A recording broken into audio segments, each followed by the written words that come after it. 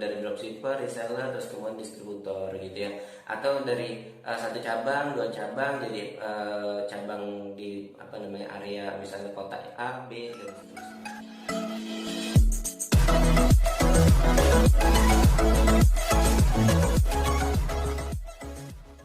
Bismillahirrahmanirrahim. Assalamualaikum warahmatullahi wabarakatuh. Ya teman-teman semua, sahabat UMKM, kita kembali lagi bersama di Andika Channel.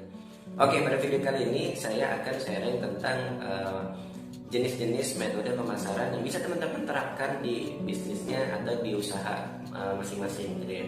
Yang pertama, jadi sebelumnya saya pernah pada video sebelumnya, teman-teman bisa lihat di video sebelumnya ya. Itu saya sudah sharing ya, bagaimana teman-teman harus mengetahui marketnya dulu ya. Jadi bukan cuma sekedar memproduksi sebuah produk, tapi teman-teman harus beriset market, harus tahu marketnya siapa, seperti itu teman-teman. Nah sekarang kita harus tahu metode pemasaran apa yang bisa teman-teman lakukan. Jadi ada dua yang saya mau sharing pada video kali ini. Yang pertama adalah metode B2C atau langsung ke end user atau konsumen. Nah contohnya seperti apa? Misalnya teman-teman jualan nasi goreng gitu ya, itu langsung jualan kepada konsumen gitu ya. Atau teman-teman punya banyak cabang ya, berarti teman-teman punya banyak outlet gitu ya. Nah itu dijualkan langsung kepada end user, itu namanya B2C, jadi langsung konsumen atau retailer lah bahasanya gitu ya teman-teman ya. Langsung ke konsumen. Atau bisa juga teman-teman yang caranya adalah merekrut yang namanya marketing freelance atau reseller atau dropshipper gitu ya. Nah ini masih di level bawah ya. Jadi reseller, dropshipper, terus kemudian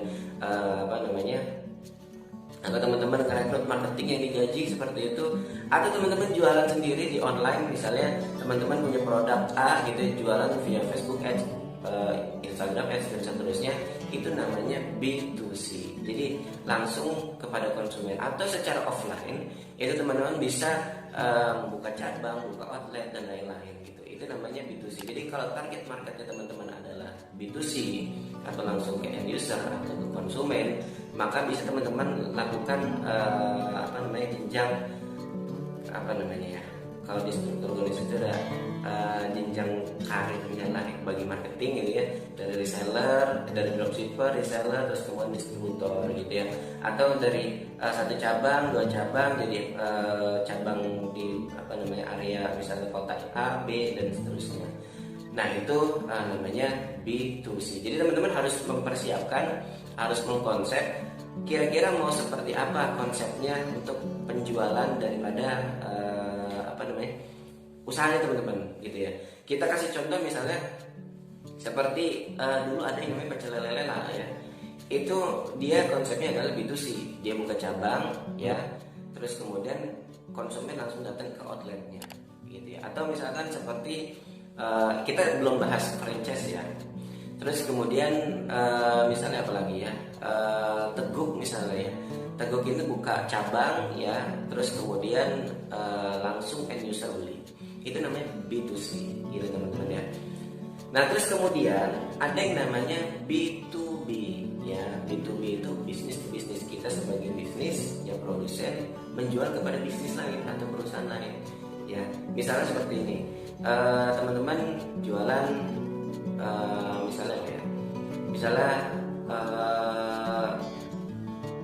baju gitu ya, baju bordiran gitu.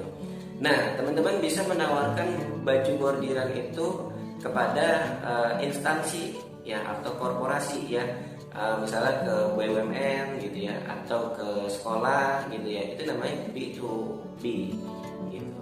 Atau biasanya by order atau biasanya pesanan ya, atau misalnya pre-order dan seterusnya gitu teman-teman.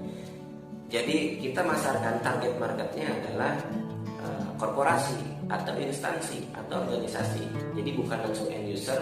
Nah nanti biar instansi tersebut yang akan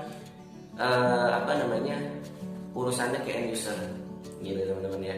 Misalnya teman-teman jualan bahan baku beras misalnya, beras teman-teman atau misalnya teman-teman jualan telur ya, pemasok telur gitu ya, peternak telur misalnya. Nah teman-teman bisa memasarkan ke warung-warung itu adalah target market kita, berarti itu B2B ya. Nanti warung baru ke B2C atau langsung ke konsumen, seperti itu teman-teman. Jadi dari sekarang di konsep ya teman-teman, sebagai UMKM di konsep seperti apa namanya, konsep daripada pemasarannya, apakah ke end user atau korporasi atau B2B gitu ya teman-teman ya. Mungkin itu aja, semoga bermanfaat ya. Jangan lupa like, komen, dan share kalau misalnya dirasa bermanfaat, agar ilmu ini bisa menyebar dan bisa bermanfaat untuk bagi banyak orang ya teman-teman. Oke, mungkin itu aja, kurang lebihnya mohon maaf. Wassalamualaikum warahmatullahi wabarakatuh.